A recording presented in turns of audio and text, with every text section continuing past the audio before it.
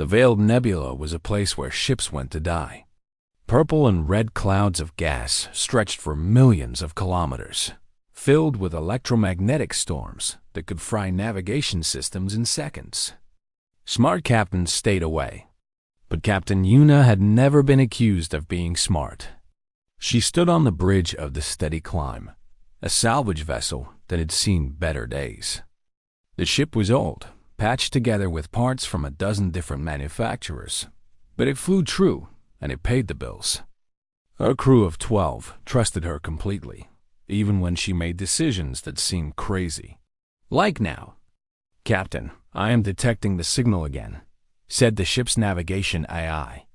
"I must advise against investigation. The source is deep within the nebula's most dangerous region." Yuna leaned forward in her chair. The signal had been bothering her for 3 days now. It was weak, barely more than a whisper against the background noise of space. But it was definitely artificial. Someone or something was calling for help. "Can you clean up the signal?" she asked. "I have been trying. The interference is significant. However, I can confirm it is a distress call using a frequency that has not been in common use for approximately 10,000 years." Taiho, her chief engineer, looked up from his console. He was a large man with gentle hands, the kind of person who could fix anything if you gave him enough time and coffee. 10,000 years? That's older than human spaceflight by a long shot. Who would be using something that ancient? "That is precisely why we should not investigate," the AI said. Yuna smiled. "And that is precisely why we should.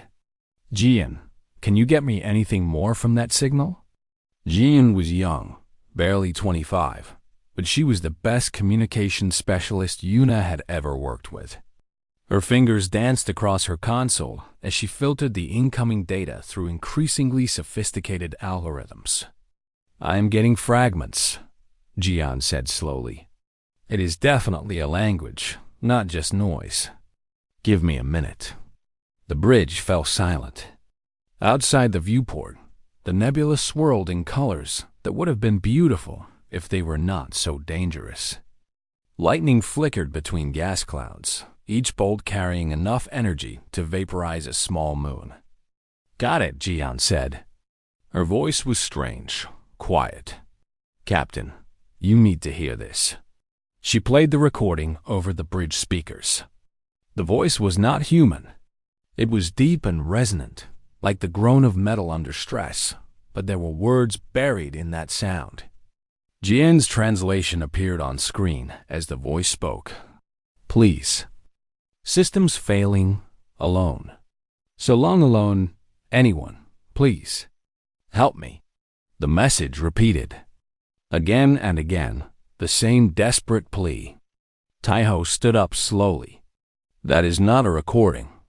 That is live. Someone is out there, right now, calling for help." "For 10,000 years?" another crew member asked. "Sounds like it." Yuna made her decision. "Take us in. Careful and slow, but take us in." The steady climb pushed into the nebula. The going was rough. Twice they had to stop and let their shields recover from electromagnetic surges. The AI complained constantly, warning them of danger after danger. But Yuna kept them moving forward, following that weak and desperate signal. 3 hours later, they found it. "Holy Mother of Stars," Taiho whispered. The ship was enormous. No, enormous was not a big enough word. It was a floating mountain, a metal giant that stretched nearly 40 kilometers from bow to stern. Its hull was dark, scarred by weapon impacts and asteroid collisions. Sections had been torn open, exposing the skeleton beneath. It looked dead, a corpse drifting in the void. But the signal was still coming from inside. "I am reading minimal power signatures," Jian reported. "Something in there is still alive. Barely." Yuna studied the giant vessel. There were symbols on its hull, worn almost smooth by time and damage, but still visible. She did not recognize them. No human would. This ship was built when humanity was still living in caves. "We are going aboard," she announced. "Captain, I must strongly advise against this action," the AI said. "Noted. Taiho, Jian, you are with me. Everyone else, keep the engines warm. If something goes wrong, do not wait for us." The boarding was difficult. The giant ship had no functioning airlocks, so they had to cut their way in through a damaged section of hull. Inside, they found darkness and silence. Their flashlights cut through air that had been still for millennia. The corridors were huge, built for beings much larger than humans. Everything was covered in dust and ice. Frost glittered on the walls like diamonds. "This way," Jian said, following her scanner. "The signal source is deeper inside." They walked for nearly an hour, going deeper and deeper into the dead ship. Yuna noticed strange things as they went. The walls were not just metal. There were patterns in them, almost like veins. In some places, the material looked more like bone than steel. "Taiho, what do you make of this?" Her engineer ran his hand along the wall. "Biomechanical construction. The ship was grown, not built. Or maybe both. I have heard theories about this kind of technology, but I have never seen it in real life." They finally reached the center of the vessel. A massive chamber opened before them, dominated by a structure that looked like a heart made of crystal and metal. It pulsed with a faint blue light, the only color they had seen since entering. The signal was coming from here. Jiyan approached the structure carefully. I think this is the ship's brain. Its consciousness. It is alive, Captain. The ship itself is alive." As if responding to her words, the light pulsed brighter. A voice filled the chamber, the same voice from the signal, but clearer now. "You came. You heard me. After so long." Someone finally came. Yuna stepped forward. "We heard your call. Who are you?" "I am Arun. I am the last of the Shepherd-class carriers, built by the Hollow Empire to protect their people. But the Empire is gone. Everyone is gone. I have been alone for so long." The voice cracked. If a ship could cry, this one was crying. "Why did you come?" "Others have come before. They wanted to take pieces of me, strip my hull for salvage, steal my technology. I had to fight them off. I had to protect myself. But I am so tired now. I do not have the strength to fight anymore. If you are here to take from me, just do it. I cannot stop you." Yuna felt something she had not expected. Pity. This massive ancient vessel was not a threat. It was a survivor, alone and afraid, waiting for the end. She looked at Taiho. Her engineer was already examining the central structure, his scanner running over the damaged systems. "The power core is failing," he reported. "Neural pathways are degraded by probably 90%. Life support is running on emergency reserves that should have been exhausted thousands of years ago. It is a miracle this ship is still conscious at all. Can you fix it?" Taiho was quiet for a long moment. "Some of it, maybe. I would need more equipment, more people. This is beyond anything I have ever worked on." Yuna turned back to the Crystal Heart, to Arun. "We are not here to take anything from you. We are here because you asked for help. I do not understand. What do you want in return?" It was such a sad question. This being had been alive for 10,000 years, and in all that time, no one had helped without expecting payment. Taiho answered before Yuna could. He walked up to the central structure and placed his hand against it gently. "Tell us what hurts. We will fix it." The light pulsed. For a long time, there was no response. When Arun finally spoke again, its voice was filled with something that sounded like wonder. "You would do this? For nothing?" "Not for nothing," Yuna said. "You called for help. We are answering. That is what humans do. She pulled out her communicator and called back to the steady climb. Contact the fleet. Tell them we found something incredible out here. Tell them to send engineers. Lots of engineers. And tell them to hurry. As her message went out into space, the crystal heart of Arun pulsed with light. For the first time in 8,000 years, the ancient ship felt something it had forgotten was possible. Hope. 3 weeks after Captain Yuna sent her message, the Veiled Nebula was no longer empty. 17 human ships now orbited the ancient carrier, their lights bright against the purple clouds of gas. Engineers moved back and forth in small shuttles, carrying equipment and supplies. Fleet Admiral Dong Hyun stood on the observation deck of his flagship, watching the work. He was an old soldier, gray-haired and weathered, but what he saw before him made him feel like a young man discovering space for the first time. 40 kilometers, he said softly. 40 kilometers of ship, and it has been out here alone for 8,000 years. 9,247 years. To be precise, said Sujin from beside him. Sujin was the master shipwright, the best in human space. She had built warships and cargo haulers, space stations and orbital platforms. But nothing in her career had prepared her for Arun. How is the repair going? Dong Yun asked. Slowly. The technology is completely foreign to us. We do not understand how most of it works. She paused, then smiled. But we are making progress. By doing what? By not trying to understand. We just fix what we can. If a power line is broken, we connect the human generator. If a neural pathway is damaged, we wire in human processors. The ship is accepting our repairs. It should not work, but it does. Down in the depths of Arun, Taiho was proving her point. He stood in a corridor that had been dark for millennia, watching as human lights flickered to life along the ceiling. The power feed was crude, a mess of cables connecting Arun's ancient systems to a portable fusion reactor. But it worked. How does that feel? He called out. Arun's voice came from speakers that the engineers had installed throughout the ship. Strange, different, but good. I can feel that section again. I had forgotten what it was like. There is a lot more to do. We are just getting started. Why are you helping me? I still do not understand. Your people have spent so much time and resources. You must want something. Taiho put down his tools and looked up at the ceiling, as if he could see Arun looking back at him.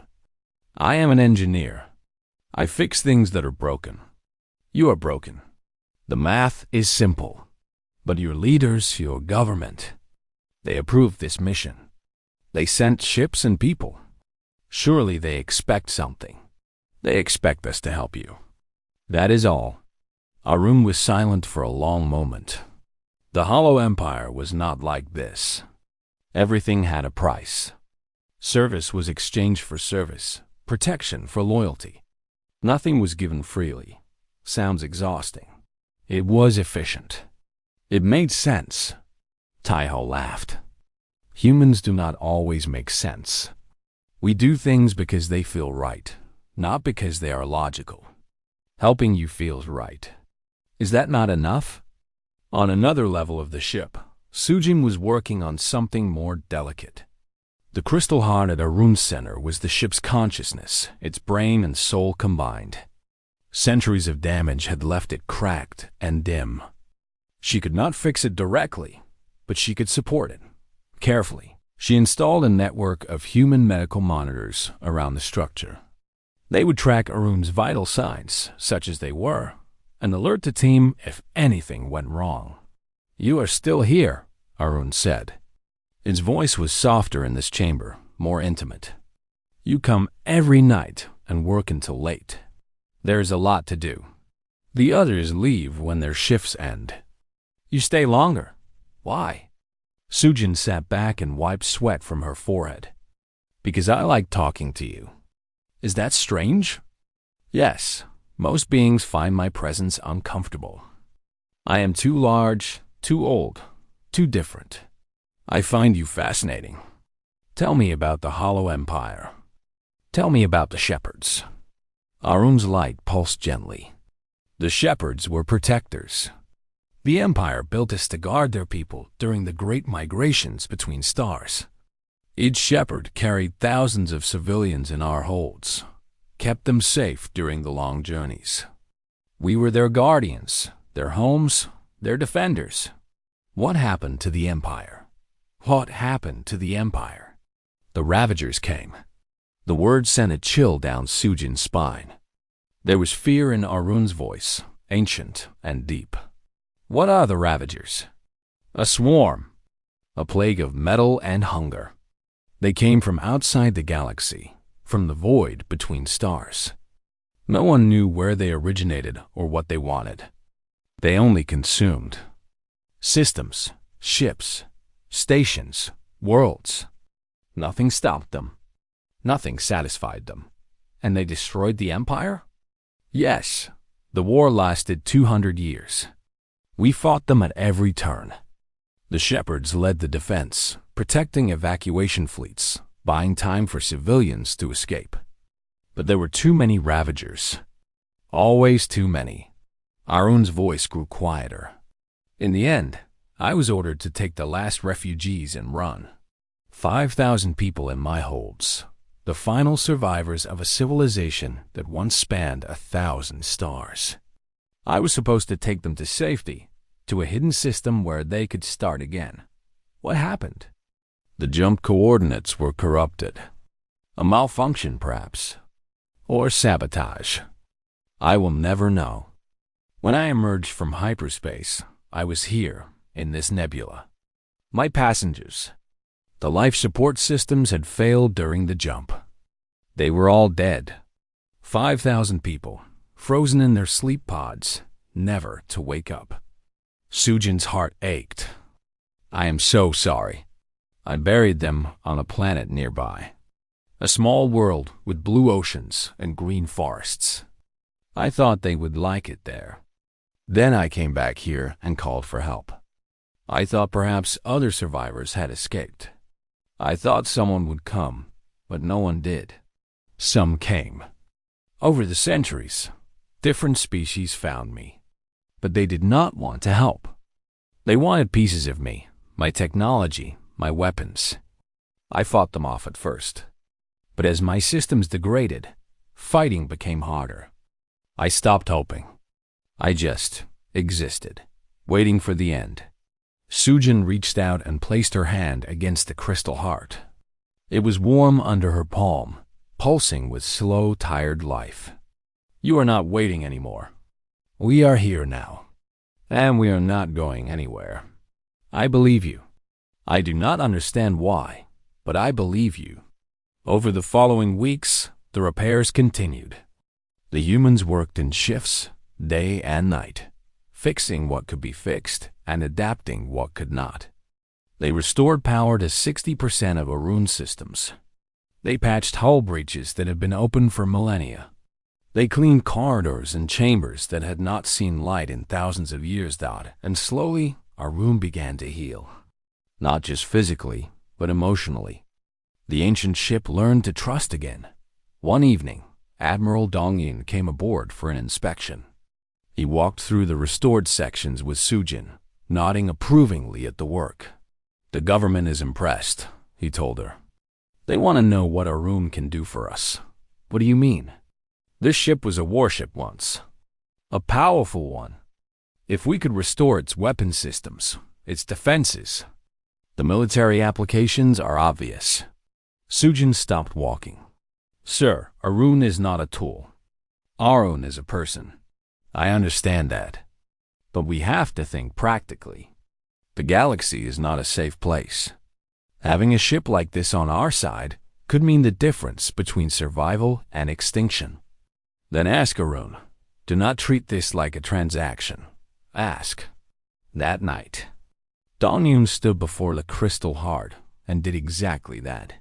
He explained the situation honestly, without manipulation or pressure.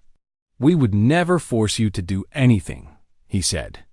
"But I wanted you to know that if you ever want to protect people again, we would be honored to stand with you." Arun was quiet for a long time. "I was built to protect," the ship finally said. "It is my purpose. But after so long alone, after so much loss, I was not sure I wanted to continue. What would be the point? The people I was built to protect are gone. You could protect new people, us, others. Yes, I am beginning to understand that." The crystal heart pulsed brighter. "Your people have given me something I thought I had lost forever. Hope, purpose, connection. For that, I would do anything. Then rest for now. Heal. When you are ready, we will talk again." Our room's light dimmed to a comfortable glow. "Thank you, Admiral. Thank you for asking instead of taking." As Dong-Yun left the chamber, Sujin met him at the door. "Well, we have an ally," he said. "A real one. Not because of what we can take from each other, but because of what we have given." Sujin smiled. "That is the human way." Behind them, in the heart of the ancient ship, Arun was already dreaming of the future. For the first time in 9,000 years, those dreams were not nightmares. They were full of stars. 6 months had passed since the humans first found Arun in the nebula. The repairs were going well. Power systems were stable. Hull integrity was restored to 80%. The ancient ship could move again, slowly and carefully, but it could move. Then the scout ship arrived with news that changed everything. Captain Yuna was on Arun's restored bridge when the message came through. She read it once, then twice, feeling the blood drain from her face. "Get me Admiral Dong-Yun," she said quietly. Now, an hour later, every senior officer was gathered in Arun's main command center. The message played on the big screen, delivered by a shaking young officer from the Frontier Patrol. "The Ravager swarm is awake. They have already consumed 3 systems in the Outer Rim. They are moving fast, faster than any fleet we have ever tracked. Based on their current trajectory, they will reach inhabited space within 8 months." The room was silent. Everyone knew what the Ravagers were. They had studied Arun's memories, seen the recordings of the Hollow Empire's fall. The swarm was not an army. It was a force of nature, a hunger given form. "How is this possible?" Taiho asked. Arun said the Ravagers went dormant thousands of years ago. "They did." Arun's voice came from all around them. The ship's consciousness was present in every system now, watching and listening. "The swarm does not die. It sleeps. When resources are scarce, it conserves energy, drifting between the stars. But when it senses prey again, it wakes up," Yuna finished. "Yes, and it is hungry." Admiral Dong-Yun stood up. His face was grim but determined. "We need to warn the Galactic Assembly. All the major species need to know about this threat." The Galactic Assembly was a coalition of 12 spacefaring civilizations. Humans were the newest members, having achieved faster than light travel only 2 centuries ago. The older species often looked down on humanity, considering them children playing in a game they did not understand. When Dong-Yun presented the evidence to the Assembly, the reaction was worse than he expected. "The Ravagers are a myth," said the Velith ambassador, a tall being with silver skin and too many eyes. "Stories told by extinct civilizations to explain their own failures." "They are not a myth," Dong-Yun replied. "We have evidence. We have an eyewitness." "Ah, yes. Your recovered alien ship. How convenient that your so-called evidence comes from a source that only you control." The argument went on for hours. The older species refused to believe. They accused the humans of exaggeration, of manipulation, of trying to gain political power through fear. When Dong-Yun offered to share Arun's memories directly, they declined. They did not want the truth. They wanted to believe they were safe. Only one species stood with humanity. The Quorum were small, furry beings with quick minds and quicker ships. Their representative, a female named Bora, approached Dongyun after the session. "We believe you," she said. "Our ancestors had records of the Ravagers. We thought they were legends, but your evidence confirms them. What will your people do?" "We will prepare, and we will help however we can. But the Quorum are few. Our fleet is small. We cannot stand against the swarm alone." "Neither can we. But maybe together, we can make a difference." Back on our own, the news of the Assembly's rejection hit hard.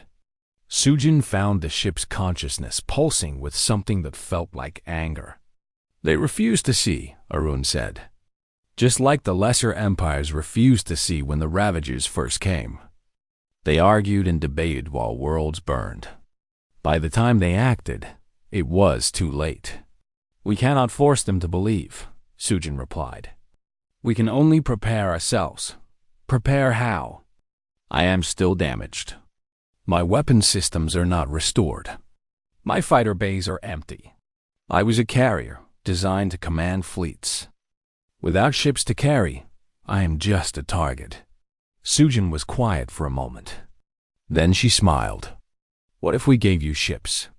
The idea spread through the human fleet like fire. Building a carrier group for Arun, not alien technology, not salvaged parts, but human ships designed from the ground up to work with the ancient carrier. Admiral Dong-hyun presented the plan to Earth's government. The response was immediate. Resources poured in from every colony. Shipyards worked triple shifts. Engineers volunteered by the thousands. The largest military project in human history began in a single week. The design work was led by Sujin herself.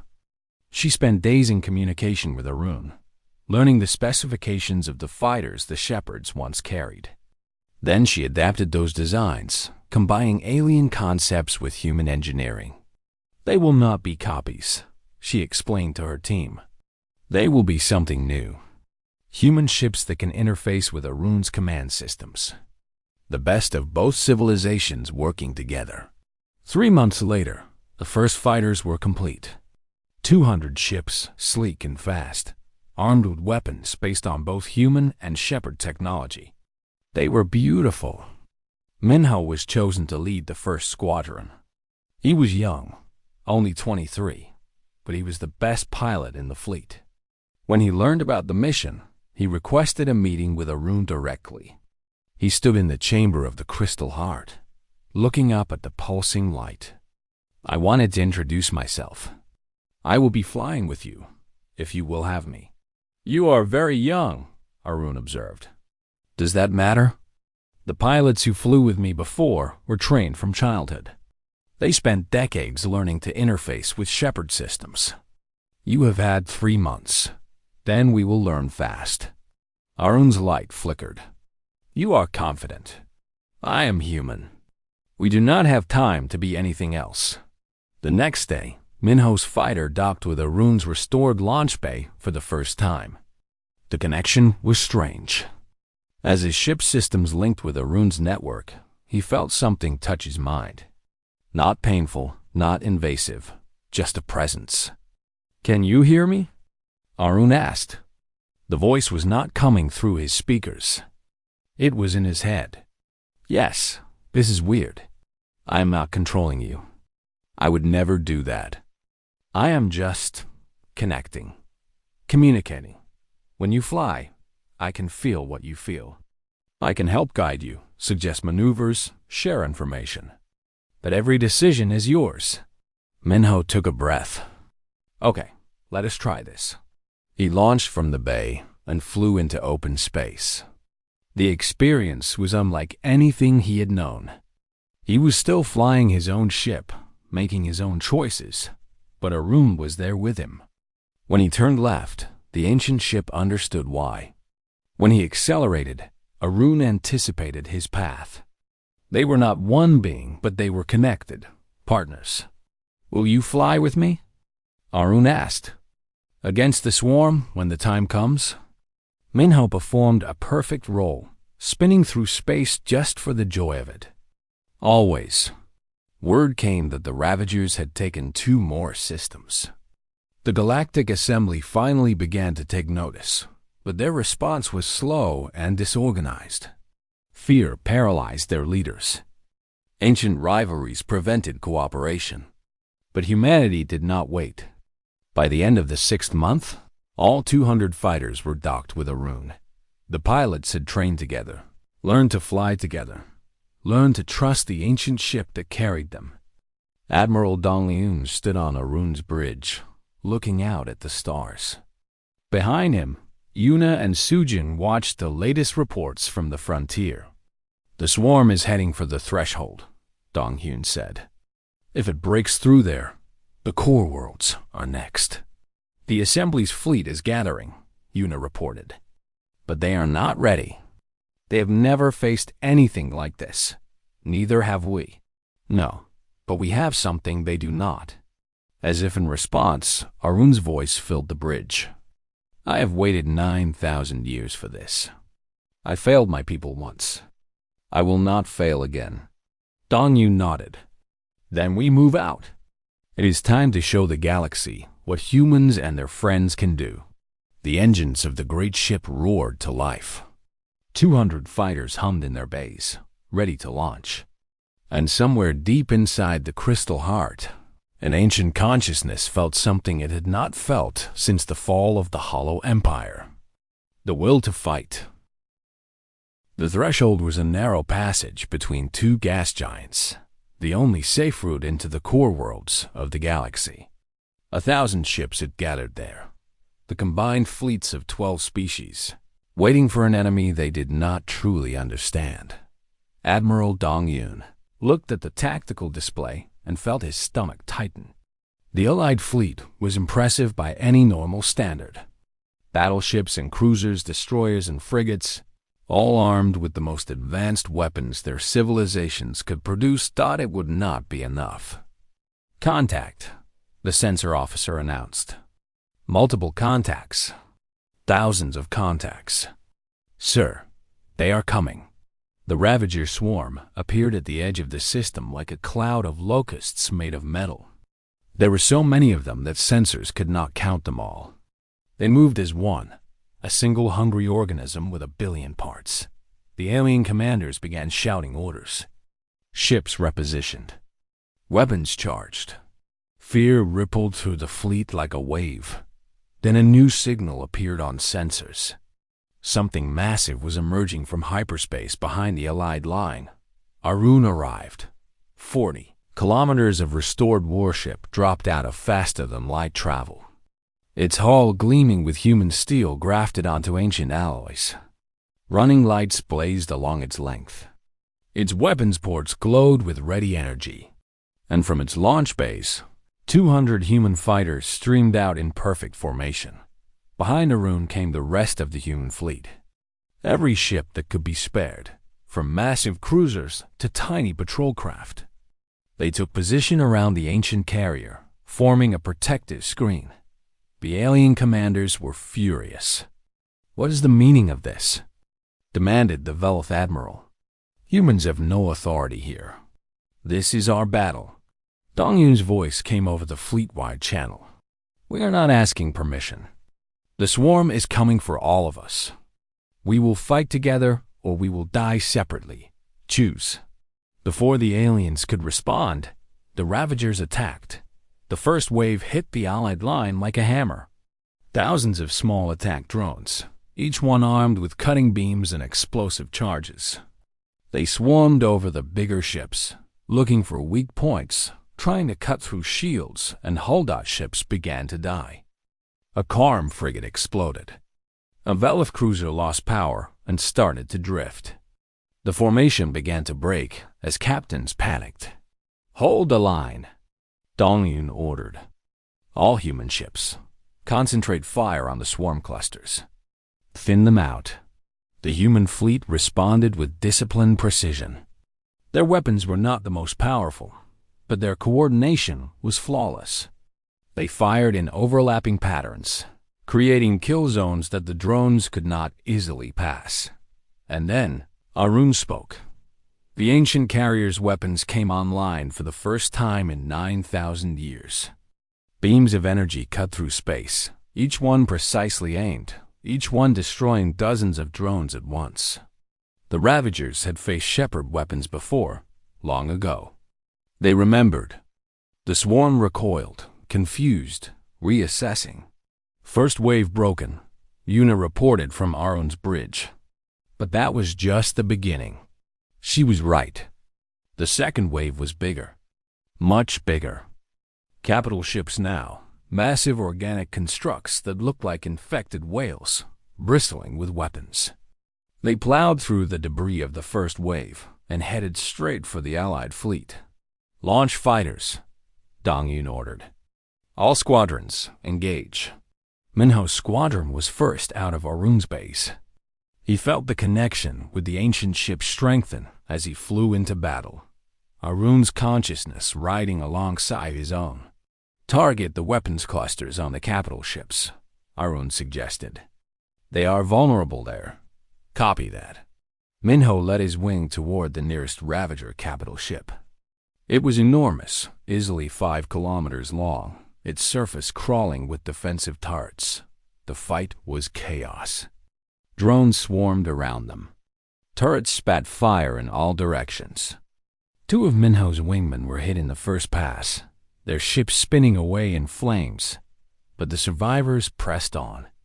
They dodged and weaved, using maneuvers that should have been impossible, guided by Arun's ancient wisdom and their own human instincts. They reached the weapons cluster and opened fire. The capital ship shuddered. Secondary explosions rippled across its hull. It was not dead, but it was hurt. "Pull back," Arun said. "Regroup and hit them again."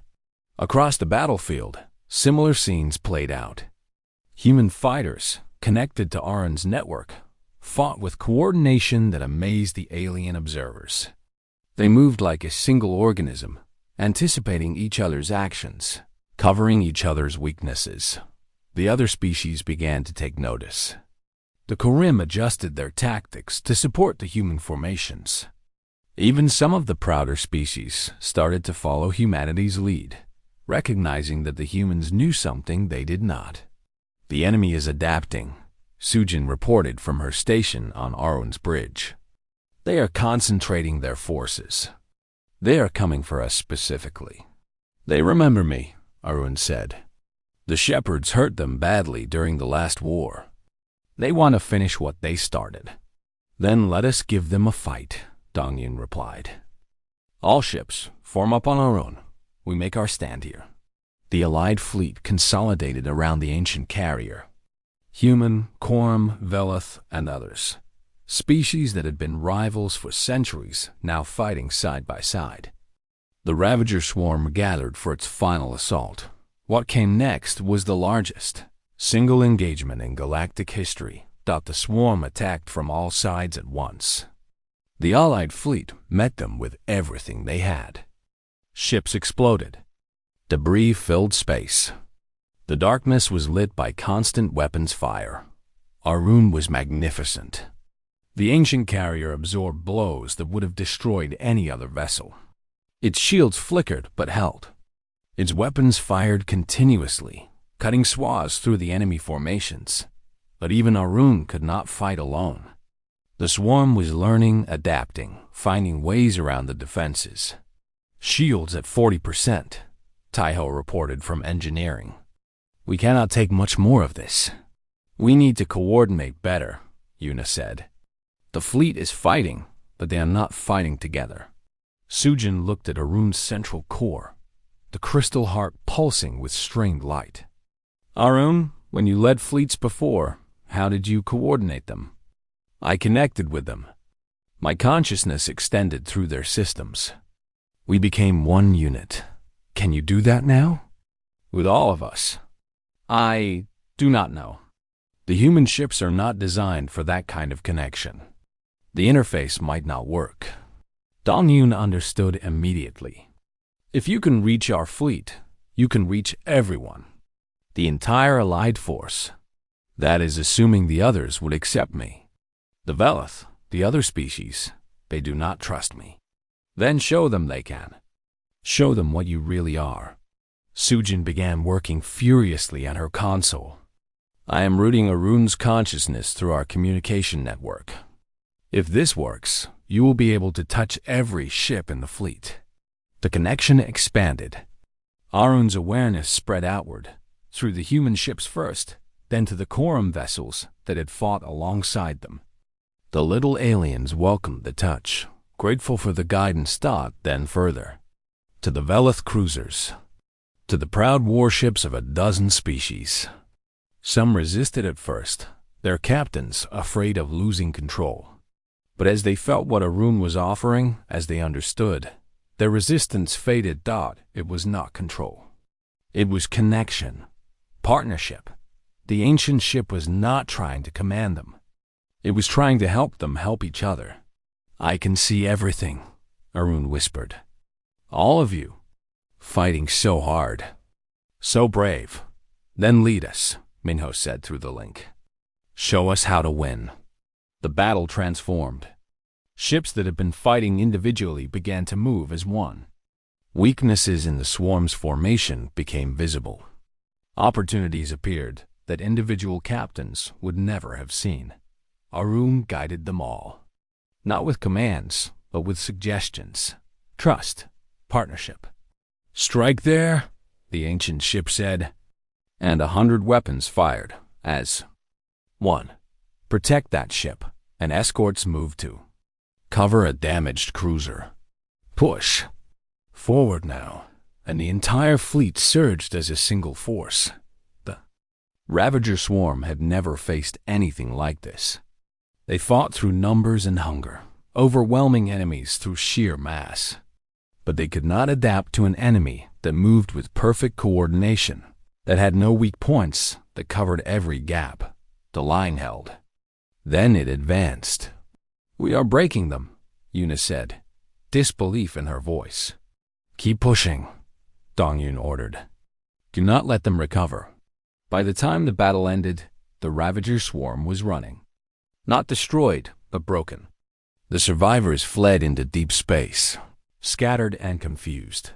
The threshold was held in the aftermath. As damaged ships drifted and rescue operations began, a strange silence fell over the fleet. No one could quite believe what had happened. Then, over the communication network, Arun spoke to all of them. You gave me a family again. I had forgotten what it was like to fly with others, to trust and be trusted. Today, you reminded me. Thank you. All of you. One by one, ships across the fleet flickered their running lights in. Acknowledgement. Humans. Quorum. Even the proud Velith. They had won together. And nothing would ever be quite the same. 1 month after the Battle of the Threshold, the Galactic Assembly gathered again. This time, the chamber was different. The old seating arrangements, which had placed younger species at the back and older ones at the front, had been quietly changed. Humanity now sat among the senior races, not at the back where they had always been before. Ambassador Yunji walked to the central platform. She was not tall. She was not physically impressive.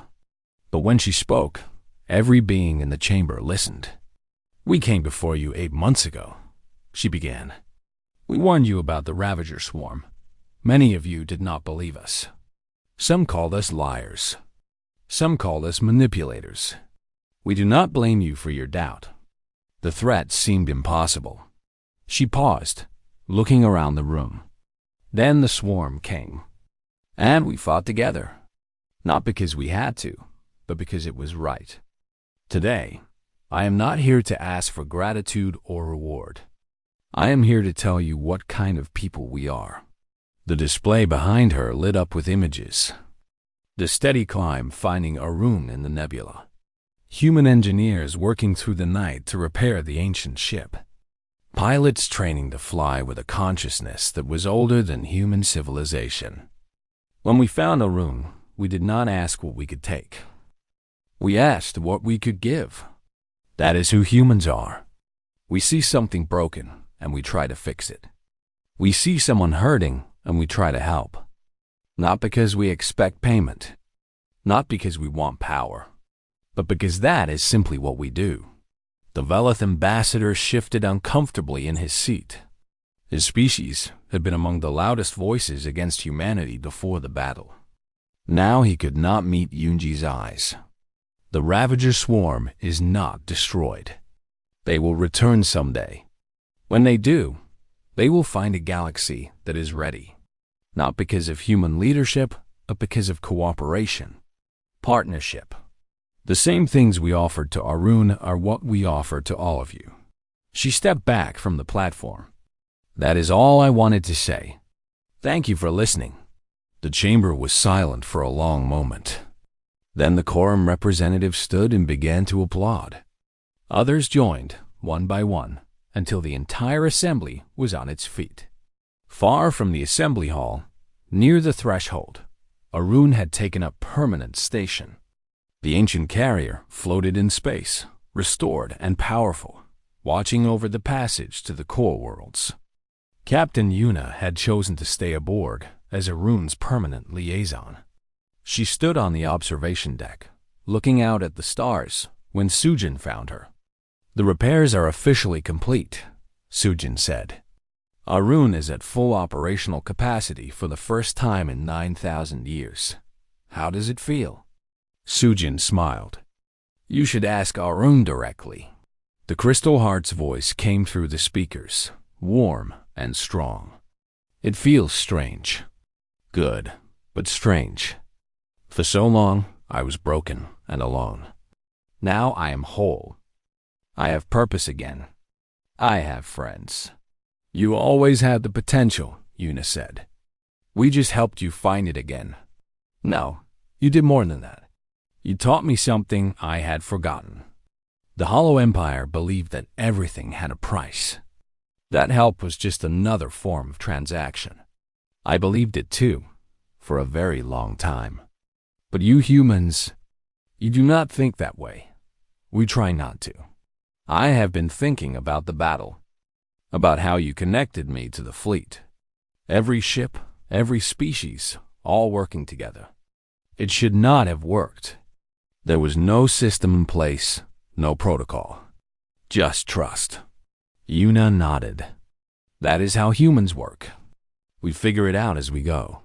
It is terrifying and wonderful. Minho arrived on the deck, still wearing his flight suit. He had been running training exercises with the new pilots who were joining Arun's squadron. The young man looked tired but happy. Arun, the new recruits are asking about you. They want to know what it was like during the old days. The Hollow Empire, the first war with the Ravagers. I am happy to share my memories with them. But I find the present more interesting than the past. Really? You are 9,000 years old. Surely the past has more stories. The past has pain, loss, loneliness. The present has you. I prefer the present. Taiho joined the group, carrying a tablet with engineering reports. Arun, I have been looking at your systems. With your permission, I would like to make some improvements. Not repairs this time, but upgrades. What kind of upgrades? Better integration with human technology. Faster communication between your systems and our ships. Maybe even some new weapons based on combined human and Shepherd designs. Arun's light pulsed with interest. You want to make me stronger. I want to make us stronger. Together. I would like that very much. The weeks passed. Arun became something new.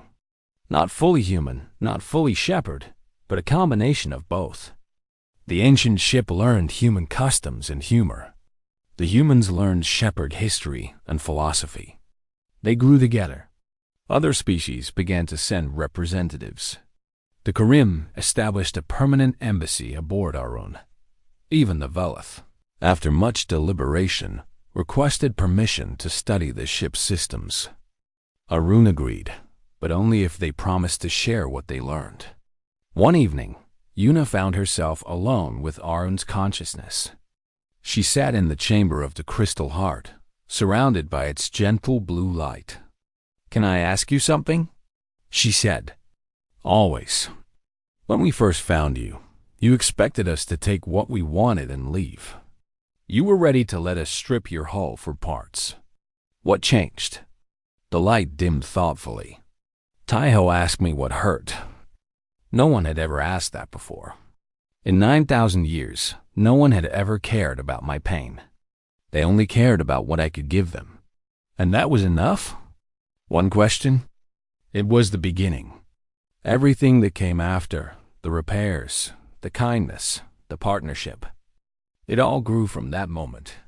You saw me as a person, not a resource.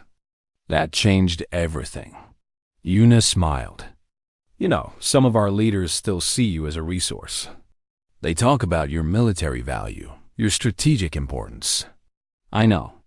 I can hear their communications. But I also hear what your engineers say when they work on my systems. I hear what your pilots say when they fly with me. The leaders can think whatever they want. The people who work beside me know the truth. And what is the truth? We are family now. Strange family, perhaps. A ship and its crew. But family.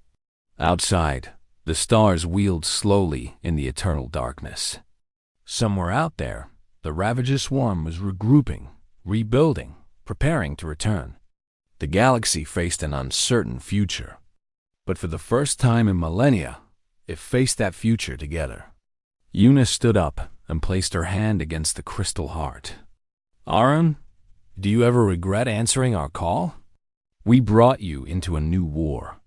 We made you a weapon again. You did not make me anything.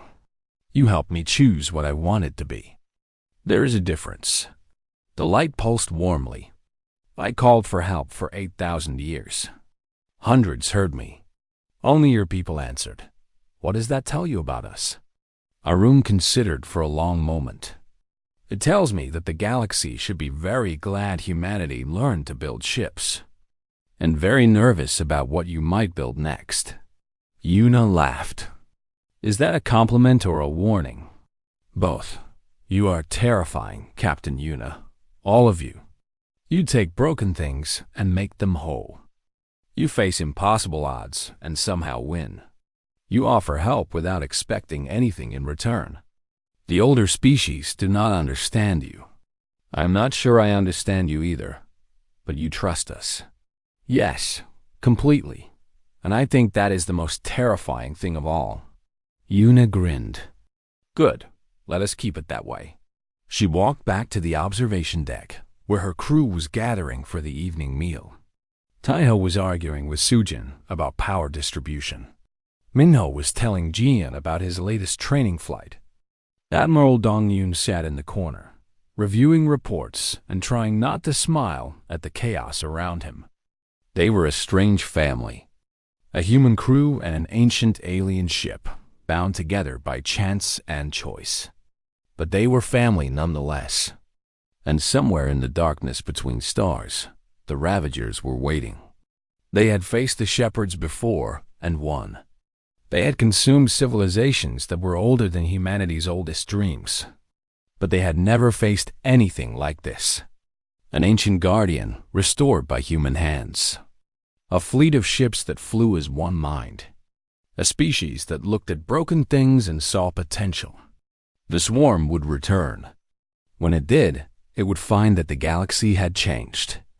It would find humanity. And humanity would be ready.